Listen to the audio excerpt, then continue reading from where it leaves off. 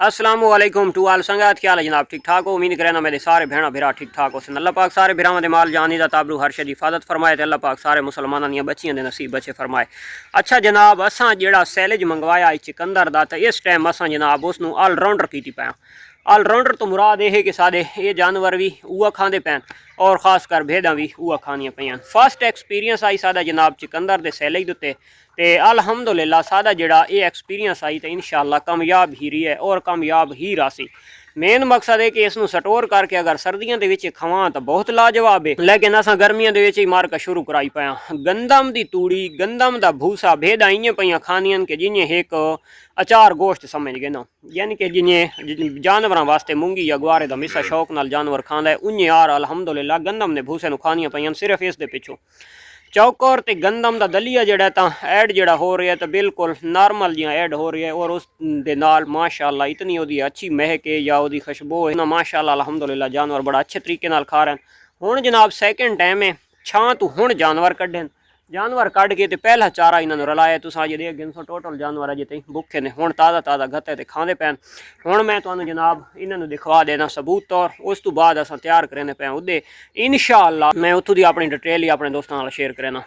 ये चेक कर गिनो मार्का, ये जनाब सारा बछड़ू, ये हमारा गाय, वो हमारा गाय, और वो कुर्बानी का जानवर, ये कुर्बानी का जानवर। तो इन्हों के तुस अगू जनाब इन्हों का चारा देख गिनो, गंदम का भूसा है। उन्हें जड़ा चिकंदर इतने पटींदा वध है, उसके पत्रे छतरे या कि सबूते गत देने सावे खा गए तो सुके पत्रे बच्चे पैन, वरना जनाब ये सारा इया है चिकंदर है और भूसा है। तो जानवर जनाब इसनों खावन ते लगे पैन ते बड़े शौक नाल। अल्हम्दुलिल्लाह ये जानवर थाई ईद कुर्बान के लिए है, और वो हमारा कटड़ू उसने तो लत भी वो अड़ा रखी है रस्सी के साथ, छुड़वा लिया है यार, बहुत समझदार कट्टा है। अच्छा जनाब, एक चीज़ दे विच जड़ा ना थोड़ा जिहा फर्क आया है, वो इस दे विच आया कि जड़ा ये ना गाय का अस मिल्क पीने ना, उन्होंने थोड़ा जिहा ज़ायका जड़ा ना वो डिफरेंट हो गया है। और उस तो इलावा बकाया अल्हम्दुलिल्लाह इसनू जानवर खाने का बड़ा शौक नाल है। ये झोटा अल्हम्दुलिल्लाह अपनी कुर्बानी का इथाई ईद कुर्बान के लिए ये जोटा और वो बछड़ी, ये दोनों इधर होगा इंशाअल्लाह। ये इजतमाही कुर्बानी के दोवें जानवर हैं जेडे हर साल दे विच यानी कि साडे कोलों थींदा रहिंदा है सिस्टम इजतमाही कुर्बानी वाला साडे फार्म दे उत्ते। ते दे गिनो ये जनाब चिकंदर और उस तो इलावा गंदम का भूसा, यानी कि सिर्फ चिकंदर नहीं है, चिकंदर ते गंदम का भूसा जनाब डायरेक्टली खा रहे हैं। गां दे एक शौक नाल खांदी पई ते साडा झोटू खान ये भी अल्हम्दुलिल्लाह बड़ा शौक दे नाल खांदा है। अच्छा सेरी मरेंदा अगू भाई, जेडे दोस्त हैं वड्डे जानवर रखेंदे रहंदे ते काफ़ी सारा तो इस साल स्टाक कीते लोकां चिकंदर दा, ये बल्ब जो चिकंदर दा ये सैलेज बनाया ने, लेकिन जड़ा ना तुसां देख गिनो कि असां जड़ा मंगवाया तो असां भी इन्होंने पैंदे पाया। उन्हें सावा ही कपी के आंदा सावा ही पहनना है, लेकिन जड़ा ना ये उस्ताद ही नहीं है बड़ा शार्टकट, भूसा चाया भूसे दे विच रलाया तो चल मैं भाई भुका दिता। तो मिल्क हवाने भी माशाअल्लाह गाय जड़ा ना पहले की निस्बत वधे कर गई। ये जी बैठी है मसात, इसनों हुण जनाब पावन खुश्क लूसन, जैसा कि ये हमारे जानवर खुश्क लूसन खा रहे हैं। हमारा दूध वाला बकरी देखो, मिल्किंग ब्रीड गोट, ये देखो माशाल्लाह माशाल्लाह माशाल्लाह, इसने अभी दूध भरा हुआ है। तो ये खुश्क लूसन खा रहा है जनाब बमसी सेठ, ये देखो जनाब। तो कल जानवर लोड कराने वास्ते गया से कोटला जाम, तो उत्थों जनाब मूंगी का मिसा आया पिया कश्मीर वाला सिंध वाला, तो उत्थों वैसे एहतियातन जनाब थोड़ा जिहा जानवरों का चस्का चेंज करने वास्ते असा मिसा घिन के आया ये मूंगी वाला। तो अज इन्हें असा अगे इन्होंने सिर्फ खुश्क लूसन ही मिलता पिया, तो अज असा इन्होंने जनाब मूंगी वाला पा दिता मिसा। तो जानवर खावन तो लगे पैन, पानी भरा पिए कोलो। ये जड़ा ना चरण नहीं वहदी क्योंकि इसकी एक छोटी जी ले ली है घर, तो वह टैं टैं लाई रही है, तो इस करके ये जी हम राजपूज की साइड से खलोती है। तो ये माशाअल्लाह काफ़ी सारा खा गया, इनको थोड़ा बच्चा पिए, तो तकरीबन जानवर गए भी इस दे नाल राजन। खुरली काफ़ी सारी लंबी है, तो माशाअल्लाह आंदा ही काफ़ी सारा है, तो बात इन्होंने गतना एक दफ़ा पाँदा, बात बार बार गतन की जरूरत नहीं पौंदी। तो हुण जनाब असां तैयारी करेंदे पाया जड़ा कि असां बनावन लग्या ये सैलेज। तो ये देख गिनो ये खुरलियां दे विच थोड़ा थोड़ा बच्चा भी कचरा अच्छा ये जड़ियाँ घुंडियाँ होंदियां ना, ये घुंडियाँ ये भेदा नहीं खानियाँ। ये जड़ी गंदम की घुंडी होंदी है ना सख्त हार्ड, ये तो मैं दिखावा चाहे एक बात मैसेज आवड़ दें भाई ये घुंडी किस नवा दो तुसा। एक सारी सरेकी जबान है तो सरेकी जबान दे ये जड़े रोल हैं ना ये पता नहीं कब ख़त्म होंगे। ये इसनों घुंडी आखी वेंदी है। ये घुंडी जानवर नहीं खांदा। तो ये जड़ी घुंडी है ना ये घुंडी खास कर खोता घोड़ा बड़ा शौक के नाल खांदा है। ये घुंडियाँ जितनियां इन्हां खुरलियां च निकलदियां असां अपनी खोती नूं घटेंदे तो बड़ी शौक नाल खा वेंदी है। अच्छा ये जड़ियाँ बच्चियां होंदियां तो घुंडियाँ सारियां इत्थे कट्ठियां थींदियां रहंदियां। उन्हां दा यो थोड़ा जिहा बच्चा पिए मजीद जनाब आंदा पिए।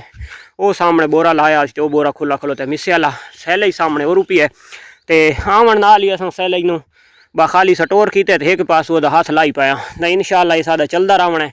इस साल दिल करेंदा है कि एक ट्राली बंदा होर मंगवा के सर्दियों वास्ते स्टोर कर गिने।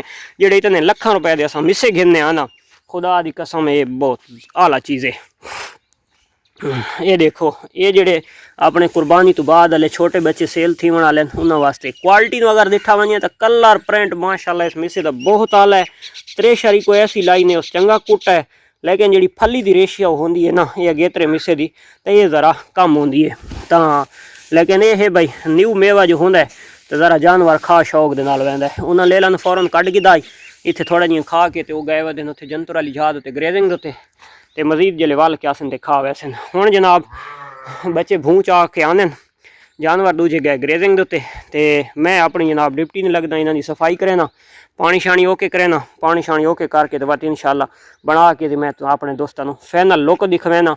और जेड़े दोस्त को ज़्यादा जानवर हैं वड्डे ते छोटे अगर मिक्स है ना तो कम अज़ कम जड़ा लइए मियाँ वाली उस तो बाद जनाब सरगोदे तक इदू डेरा इसमाइल खान ये लोग तो सारे स्टोर करन दे त्रकड़े थे पैन जेडे इस एरिया वाले लोग हैं इस पट्टी वाले जिथे बासानी जनाब अल मुईजी चूँ या इदू त्रगड़ा वाले तू पहुँच सकता है ना तो उस्ताद इनू स्टोर कर गिनो आखिरी शह इन्हें जानवरों वास्ते। हल्के पठान जनाब तिरपालों के उत्ते मिट्टियां तो लेटरम पैटरम मैं कोशिश कोने दी भाई छापर है तो छापर उत्ते सिर्फ तिरपाल दी पई है मिट्टी शिट्टी ना लेपी शेपी कोनी वरना इसनों जो लंबे अरसे वास्ते स्टोर करना पौंदा तो उत्ते मिट्टी लैने। पठान तो पता नहीं तरका के काला शाह की पे आने सादे दा जियां एक रंग बिरौन कलर दहाई तो उन्नी यार सेम बिरौन ही वधे तो और बड़ी प्यारी जी महके तो बड़ी शौक दे नाल जानवर इसनों खाने।